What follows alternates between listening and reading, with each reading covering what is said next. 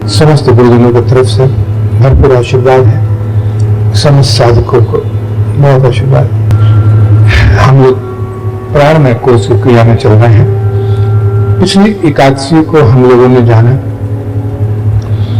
कि निद्रा को अगर वश में कर लिया जाए तो प्राणमय शरीर, जिसको स्वप्न शरीर कहते हैं, ये हमारे वश में हो जाएगा और तब हम बहुत सी शक्तियों को पा सकते हैं। जब तक ये प्राणमय शरीर यानी हमारा अपना जो शरीर है, हम आत्मा रूप में इसी प्राणमय शरीर में ही रहते हैं। आज हम प्राणमय कोष की दूसरी क्रिया करने जा रहे हैं। अब एक धारणा तो आपको बनानी पड़ेगी। आप भूल जाएं कि ये स्थूल शरीर के आप मालिक हैं और आप स्थूल शरीर हैं। अब आपका अस्तित्व वैसे ही है जैसे आधुनिक जगत में आप मोबाइल के सिम कार्ड को समझिए। ये जिस किसी भी मोबाइल में जाएगा वही काम करेगा। ये प्राणमय कोश के अंतर्गत में यही ईथर का बना हुआ शरीर है और हम इसी तरह वायु के आकार का हमारा शरीर है। हम कभी स्थूल में जाते हैं और कभी नाना प्रकार के लोकों में जाते हैं।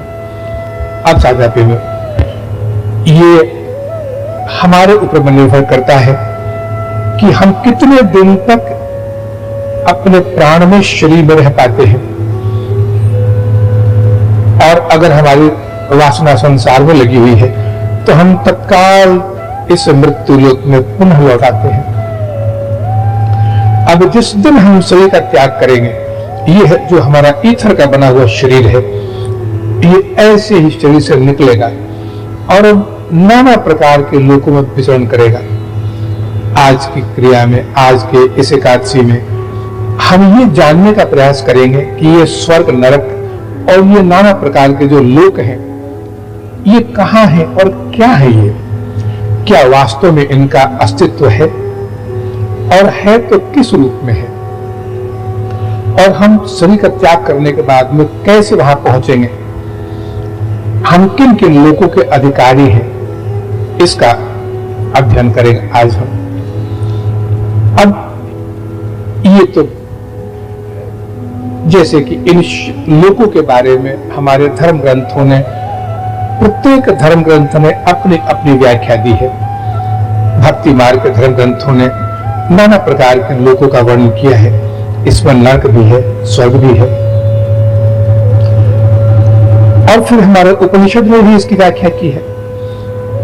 इन सब का एक ही और बाकी सभी धर्मों में है, चाहे मुस्लिम में हो, क्रिश्चियंस में हो, जिस किसी में भी हो, इन सब ने स्वीकार किया है कि एक ऐसा स्वर्ग है जहां मृत्यु के बाद हम जाते हैं।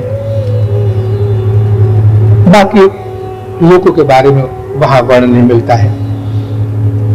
तो एक बात तो अवश्य आपको माननी पड़ेगी कि ये जो शरीर है, स्थूल शरीर, इसमें जब तक हमें बांध कर रखा है, हमें हमारे प्राणमय शरीर को, तब तक हम बंधन में हैं। जिस दिन हम यहां से निकलेंगे, हम उन लोकों में विचरण करेंगे और ये लोक जिस दिन शरीर का त्याग करेंगे, तत्काल हमें अपने शरीर में जाना पड़ेगा, यानी प्राणमय शरीर यानी सूक्ष्म शरीर।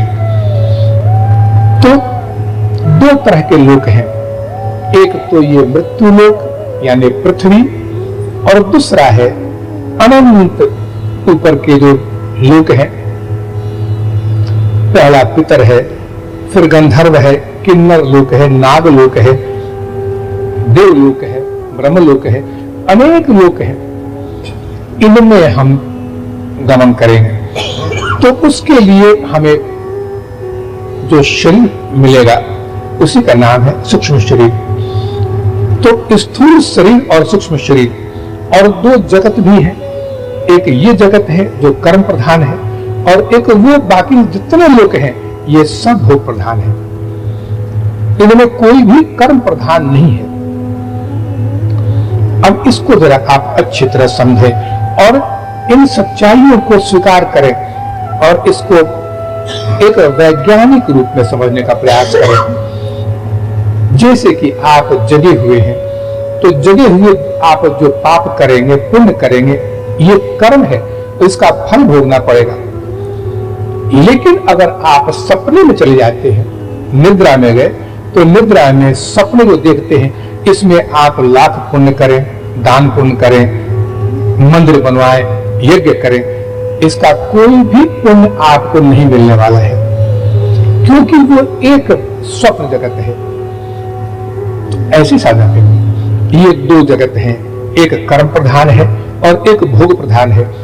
भोग प्रधान जितने भी लोग हैं, इनका वर्णन मैं करूंगा आज। ये सब एक काल्पनिक रूप में, इसको कल्पना न कहें, क्योंकि सपना भी तो एक कल्पना है, लेकिन सपना आपको फल देता है।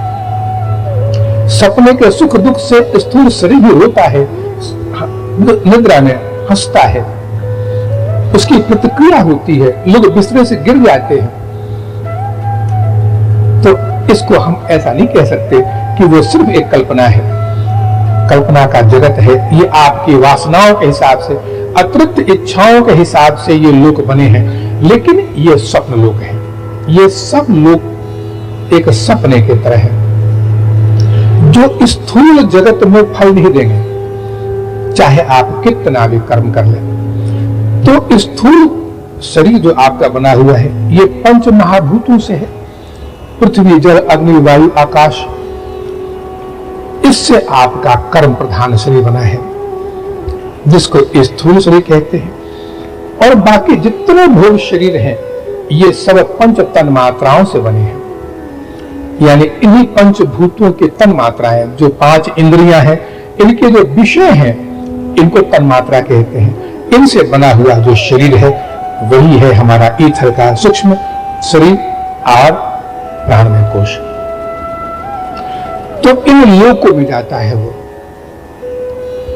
अब इसको भी ये जान ले कि स्थूल शरीर ही व्यक्त है, दिखता है, क्योंकि पंचभूत व्यक्त है, लेकिन जो सूक्ष्म शरीर, प्राणमय शरीर है, ये अव्यक्त है, ये दिखता नहीं है, क्योंकि लोक भी अव्यक्त है। जिन लोकों में ये गमन करेगा, वो लोक भी अव्यक्त है, इसलिए शरीर भी अव्यक्त है, दिखता नहीं है।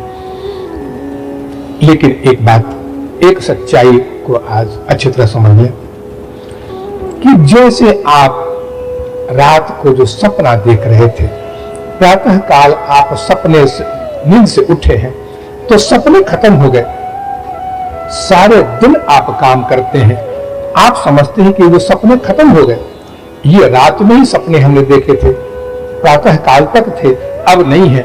ऐसा नहीं था। ये सपने जो आपने देखे हैं रात को, अभी भी चल रहे हैं, लेकिन सिर्फ आप जग गए हैं इस संसार में, इसलिए उस संसार के सपनों से आपका संबंध टूट गया है। इसको वैसे भी समझें कि जो चांद और तारे आकाश में रात में दिखते हैं, वो अभी भी हैं, दिन के उजाले में भी हैं, दिन में दोपहरी में भी हैं, लेकिन चूंकि सूर्य का प्रकाश है, इसलिए वो दिखते नहीं है। तो आप इतना स्पष्ट मन में रख लें कि आपका जो भोग है, इसका भोगने वाला सिर्फ सूक्ष्म शरीर है, स्थूल शरीर नहीं। स्थूल शरीर एक आवरण है, जिसमें रहकर सूक्ष्म शरीर भोग भोगता है। सारे भोगों को भोगने वाला सिर्फ सूक्ष्म शरीर है, और उसका आपकी मृत्यु से कोई संबंध नहीं है। अगर शरीर छूट भी जाएगा, तब भी वही भोग चल रहा है। जैसे सपने चल रहे हैं सारे दिन, वैसे आप शरीर, स्थूल शरीर छोड़ दिए, तो सूक्ष्म शरीर वैसे ही भोग में डूबा हुआ है, क्योंकि भोग प्रधान ही है, वो ज्ञान प्रधान है, भोग प्रधान है। और जब आप शरीर में चले आए, फिर जन्म ले लिए, तब भी उसका भोग चलता है, क्योंकि भोग प्रधान शरीर है वो, और नाना प्रकार के लोकों में भ्रमण करता है वो। तो इसके भोग कभी खत्म नहीं होते हैं। हाँ, इतना अवश्य है कि स्थूल शरीर में जब आप आ गए, जन्म ले लिया आपने, तो इन भोगों के अनुभव से आप वंचित हो जाते हैं। कभी आपने जीवन में प्रत्यक्ष अनुभव किया होगा कि अचानक गरीबी के दिन दूर हो गए और या तो लॉटरी लग गई या फिर कारोबार इतना बढ़ गया कि लाखों के मालिक बन गए आप। इसका अर्थ इतना ही जान लें कि सूक्ष्म शरीर अब तक जिन भोगों को भोगता था वो अचानक जिस लोक में है वहां पर अनंत भोगों में डूब गया। तो इसकी प्रतिक्रिया स्थूल पर होगी और फिर दिन बदल जाएंगे आपके। इसके बाद फिर दुखों में जाएगा जिसको नरक कहते हैं आप। जब वही प्राण में कोष नरक का भोग करेगा तब आपके दुर्दिन शुरू हो जाएंगे, तब दिन बदल जाते हैं, तब कई तरह की परेशानियां आती हैं, दुर्घटनाएं होती हैं। ये इसका स्थूल से क्या संबंध है? क्योंकि स्थूल तो भोग करता नहीं है, भोग करने वाला, उसका ज्ञान करने वाला सूक्ष्म है। और सूक्ष्म जब भी भोग करेगा इसकी प्रतिक्रिया स्थूल पर होती है। तो वो किस लोक में है, उस लोक के सुखों का परिणाम भोगना पड़ता है स्थूल को। अब इन सब चीजों से एक चीज आप अपने दायरे को स्पष्ट कर लें कि आप सूक्ष्म ही हैं, यानी आप प्राण में कोश ही हैं। सिर्फ स्थूल में आते हैं कर्म करने के लिए। जैसे कि अब आप अगर ये सोचें कि हम सिर्फ सोते ही रह जाएं, ऐसा संभव नहीं है। आप सारे दिन सो सकते हैं, 2 दिन सो सकते हैं, 3 दिन सो सकते हैं, लेकिन जगना तो पड़ेगा आपको। बगैर जगे आप सोने का अस्तित्व भी आपका नहीं है। इसी तरह से आजा प्रेमियों, आप जितने लोकों में भ्रमण कर सके भ्रमण कीजिए, लेकिन एक बार पुनः कर्म करने के लिए इस स्थूल शरीर में आना ही पड़ेगा आपको। क्योंकि वास्तविकता ये स्थूल शरीर है, यही लोक है कर्म प्रधान। बाकी इसके कर्मों के फल है, चाहे आप जितने वर्षों तक 100-200 वर्षों तक भोग सके, लेकिन अंत में आपको जगना ही पड़ेगा। अब एक चीज और इसमें जानने की है कि मृत्यु में क्या होता है। मृत्यु में हमारी जो इंद्रियां हैं, जिस दिन हम शरीर का त्याग करेंगे, हमारी जो 5 इंद्रियां हैं, ये इनका विलय हो जाएगा मन में। ये मन में जाकर मिल जाएंगे और मन का विलय होता है प्राण में। यही प्राण जो निकलेगा और प्राण निकलते ही अपने शरीर में चला जाएगा। कौन से शरीर में? वही प्राण में कोश में। तो इंद्रियां जाकर मन में विलय कर गई, मन विलय करेगा प्राण में, और ये प्राण ही उस आत्मा में प्रवेश करता है जो आत्मा निकलकर दूसरे शरीर में जाएगी या तब तक भोग करेगी ऊपर के लोगों का। तो इंद्रियां, मृत्यु होते ही इंद्रियां अपने अपने स्वरूप को विलय कर देती है मन में। मन विलय कर दिया प्राण में, क्योंकि प्राण निकलेगा उस आत्मा उस प्राण को लेकर निकल जाएगी। अब ये निकलने के बाद में नाना प्रकार के लोकों में भ्रमण करेगा। अब इसके लिए विवेकानंद ने क्या कहा है, इसका व्याख्या करता हूं। हमारे धर्म ग्रंथों ने इसकी व्याख्या की है। अब इसकी प्रामाणिकता आप कल्पना करके चिंतन करके देखें कि ये सच्चाई है कि नहीं। भूल जाए हमारे उन पुराणों ने क्या कहा है, वास्तविकता को पकड़े। विवेकानंद ने स्पष्ट लिखा है कि इसमें जब कोई आत्मा बहुत धर्मात्मा होती है, यानी धर्म कार्यों में सारा जीवन बीता है, निष्काम सेवा में सारा जीवन बीता है, और उन्नत आत्मा है, जागरूक आत्मा है, वो सबसे पहले जाएगा सूर्य मंडल में, यानी सूर्यलोक में जाएगा। गीता में भी आपको इसकी व्याख्या मिलेगी। तो सूर्य मंडल में जाएगा, सूर्य मंडल से निकलकर चंद्र मंडल में जाएगा, और इसी चंद्र मंडल में अनंत स्वर्ग है, कई स्वर्ग हैं इसमें। अब स्वर्गों में भेद है, और उस चंद्र मंडल के बाद में विद्युत लोक में जाएगा,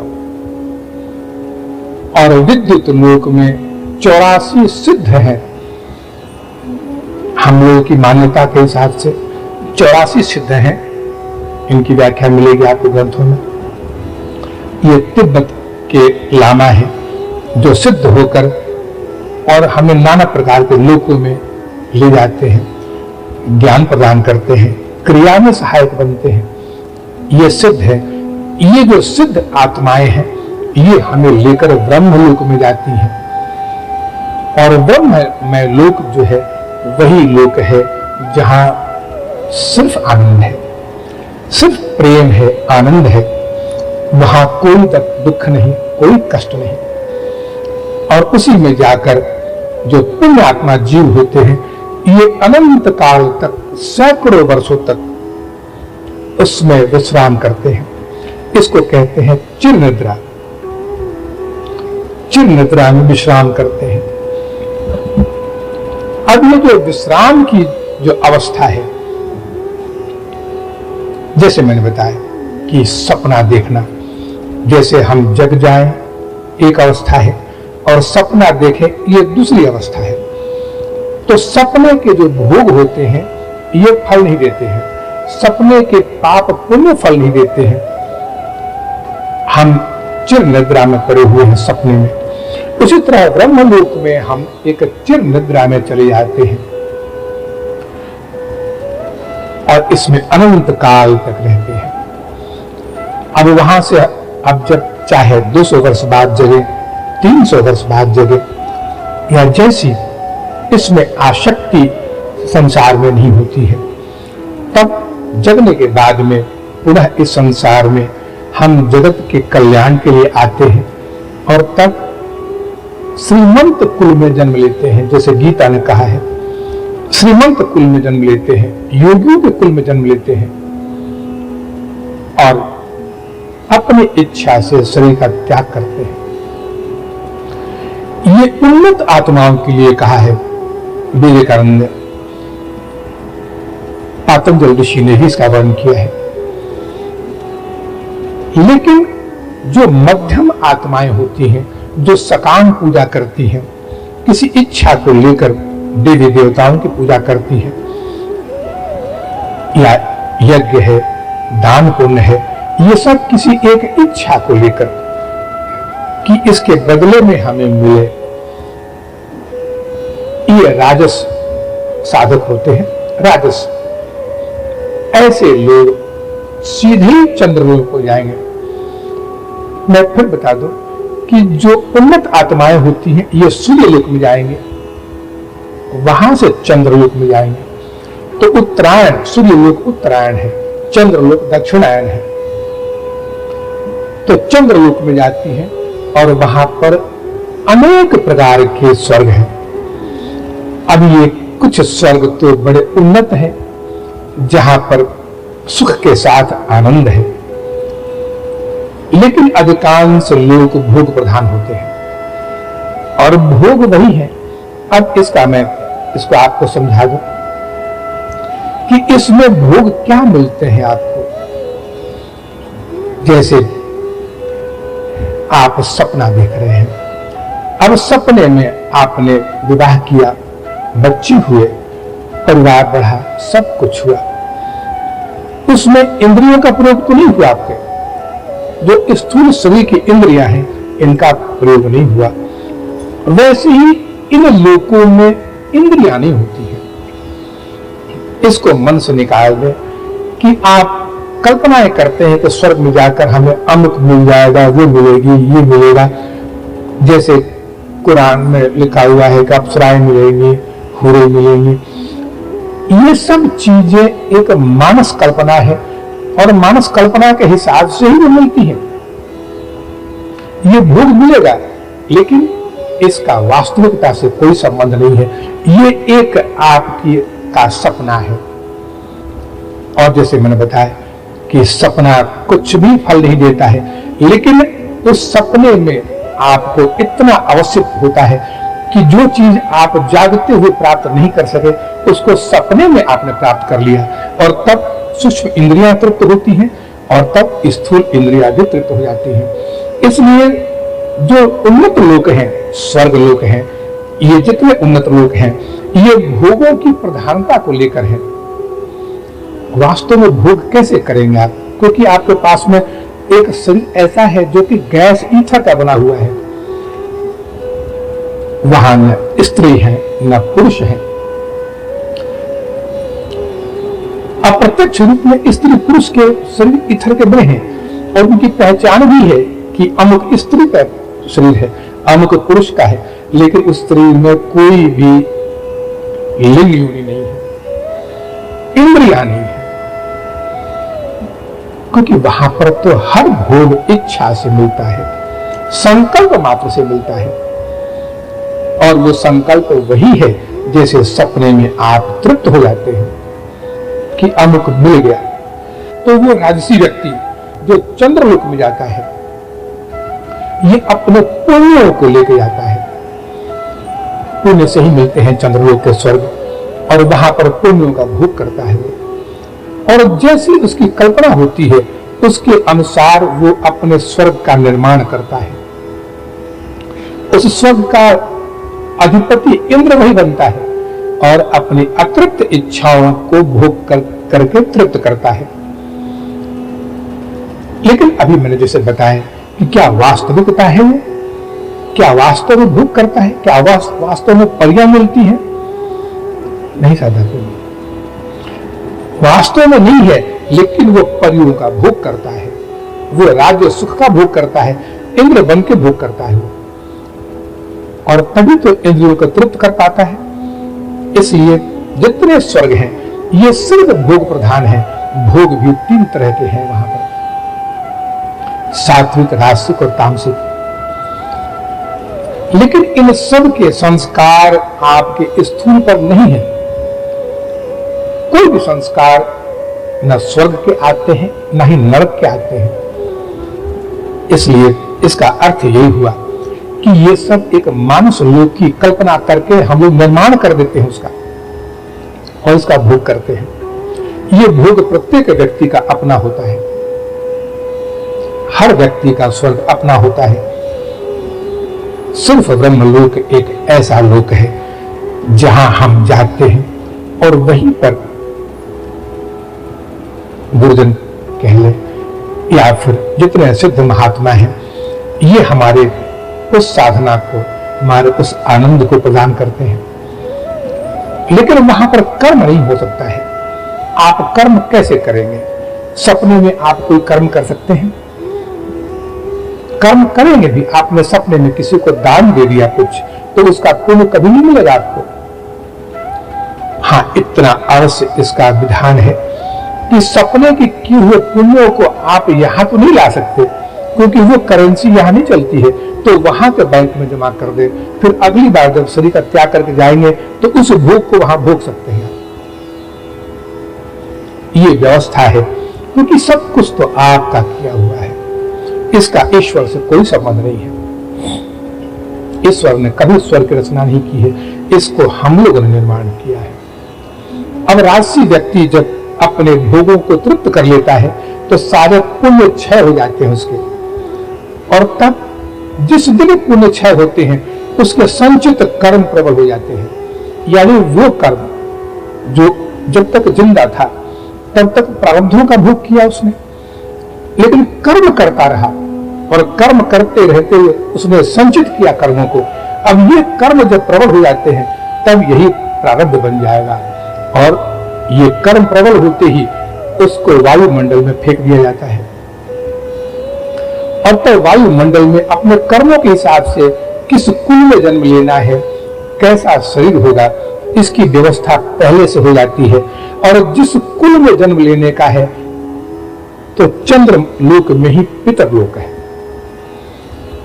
उस कुल के पितर उस जीव को अपने साथ ले जाकर, और जिस कुल में जन्म लेने का संकल्प किया है उसने कर्मों के हिसाब से, उस कुल के अन्न में प्रवेश करा देते हैं, और अन्न के माध्यम से वीर्य में जाता है और गर्भ में जाएगा और फिर जन्म हो जाएगा। तो ये व्यवस्था है और इसी व्यवस्था के अंतर्गत में सारा जितना सूक्ष्म लोक है ये चलता है, क्योंकि कर्म प्रधान जगत ही सबका मूल है। जैसा कर्म करेंगे वैसा ही अगला शरीर बनेगा। इसलिए साधव्य में पातंजल ऋषि ने भी कहा है, और एक ही सिद्धांत है सब ऋषि मुनियों का, कि या तो स्थूल शरीर में रहे, यानी इस भूलोक, क्योंकि कर्म प्रधान है, जब तक इंद्रियां प्रबल है कर्म करता रहे और फिर विश्राम के लिए चला जाए ब्रह्मलोक में, बीच में नहीं भटके। ब्रह्मलोक में जैसे आप दिन भर काम करें, दफ्तर में अपना काम करें, पैसा कमाए, सब कुछ करें, काम खत्म होते ही सीधे बिस्तरे पर चले जाए, नींद में चले जाए, और वहां पर सारी रात जो सारे दिन थकान जो हुई थी, जो आपका जो तेज है ये खत्म हो चुका था, वो रात को मिल जाता है आपको, तब पुनः सुबह उठते फिर कार्य में लग जाए। तो ऐसे ही इस संसार में कर्म करते रहे, और कर्म करने के बाद शरीर का जो त्याग हो सीधे ही चले जाना चाहिए ब्रह्मलोक में, बीच में नहीं अटके। बीच के ये जो लोक है ये सिर्फ कल्पना और आपकी वासनाओं के अनुसार उनका निर्माण आपको करना पड़ेगा, लेकिन परमात्मा ने सिर्फ या तो नींद बनाया है या जागरण बनाया है, और कुछ नहीं बनाया है। और जब ये दोनों का अस्तित्व खत्म होता है तो सुषुप्ति है, यानी मुक्ति अवस्था है। तो इसलिए लोक भी तीन है, जागृत, स्वप्न और सुषुप्ति। जागृत का ये है, जागृत का स्वर्ग जो हमारा यही धरती है, इस पर आप भोग करते हैं। अगर आप कमाते हैं तो उसका भोग भी करते हैं। ये कोई स्वर्ग का भोग नहीं है, ये आपके जागृत का भोग है। लेकिन जब इससे आप थक जाते हैं तो जो कुछ भी कर्म किया था आपने उसके अनुसार अब आप स्वप्न का के स्वर्ग का भोग करते हैं।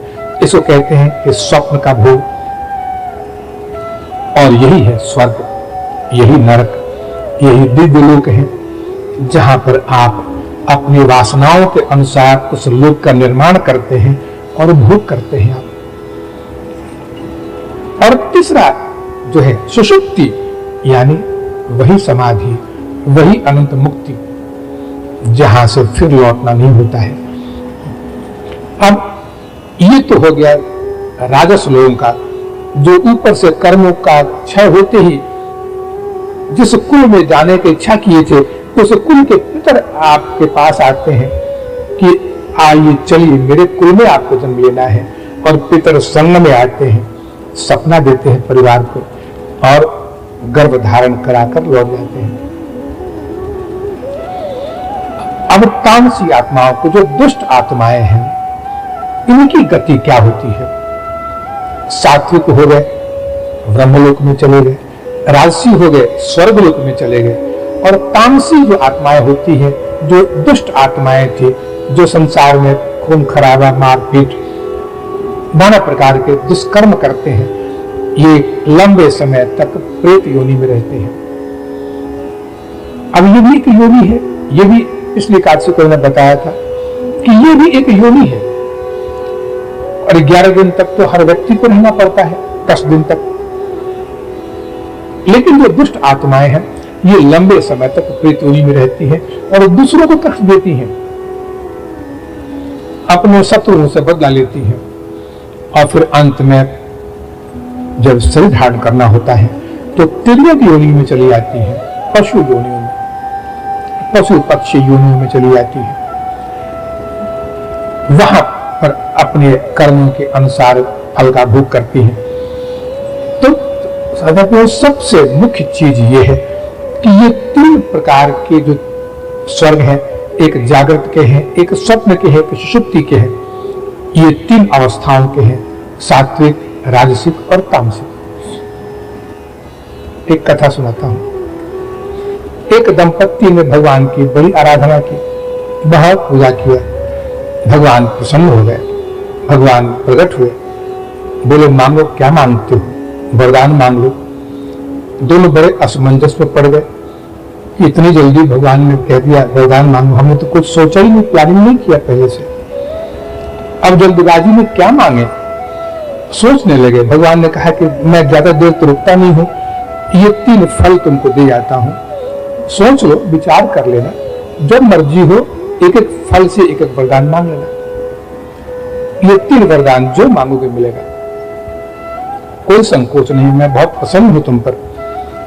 और भगवान अंतर्ध्यान हो गए। दोनों पति पत्नी घर लौटे, सोचने लगे। पत्नी ने कहा कि सोचना क्या है इसमें, गाड़ी बंगला और धन मांग लेते हैं, बस अपने पास में एक बड़ी हवेली हो, गाड़ी हो और धन संपत्ति से भरा रहे घर, इससे ज्यादा क्या होगा, मांग लेते हो। आप पति की बात जची। उसने कहा कि लेकिन एक बात सोचो प्रिय, कि अब हम धनवान हो जाएंगे, इतने अमीर हो जाएंगे, तो लोग हमें देखने के लिए तो आएंगे, और जरा देखो तो तुम्हारी नाक भी चपटी है, मेरी नाक भी चपटी है, बड़ा भद्दा लगता है, हमेशा लोग टोकते हैं, तो क्यों नहीं पहले वरदान से नाक मांग ले, अपने सुंदर नाक कम से कम ठीक हो जाए। तो जब इतने ऊंचे ओहदे पर हम स्थिति में पहुंचने वाले हैं, तो जरा शरीर भी तो ठीक रहे, चेहरा सुंदर है। बात जच गई दोनों को। फिर कहा कि हाँ, पहले नाक ठीक करवा लेते हैं अपनी अपनी। तो पहले फल उठाए, बोले हमें अच्छे नाक दे दो। अब अगले क्षण पूरे शरीर में नाक ही नाक हो गई, हर 2 इंची पर एक नाक लगी हुई है दोनों के। अब ये क्या हो गया, बड़ी समस्या हो गई। अब ये पूरे शरीर में नाक ही नाक, अब ये तो और भद्दा हो गया, अब क्या करें, हम लोग क्या कहेंगे। तब दूसरे फल से कहा कि नहीं, ये तो बहुत गलत हो गया, सब नाक हटा दो।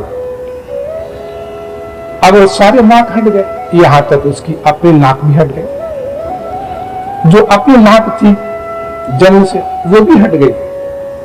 अब समस्या और बढ़ गई, अरे बिना नाक के कैसे लगेंगे हम लोग। तब तीसरी फल से कहा कि हमारी वही नाक लौटा दो, फिर लौटाए। यही स्थिति होती है हम जीवों की। कितना भी स्वर्ग का भोग कर ले, कितना भी ऊंचे ऊंचे कल्पना कर ले, अंत में लौट कर पुनः आना पड़ता है अपने ही इसी आश्रय में, यानी स्थूल शरीर में, इसी भूलोक में आना पड़ता है, क्योंकि कर्म प्रधान है ये। इससे मैंने बताया कि 2 ही चीज की कल्पना करनी चाहिए, बहुत लंबी छलांग न लगाए, क्योंकि इसमें कुछ नहीं है। बाकी जितने भी स्वर की कल्पना करेंगे, उस स्वर का निर्माण खुद करना पड़ेगा और उसका भोग भी करना पड़ेगा खुद ही।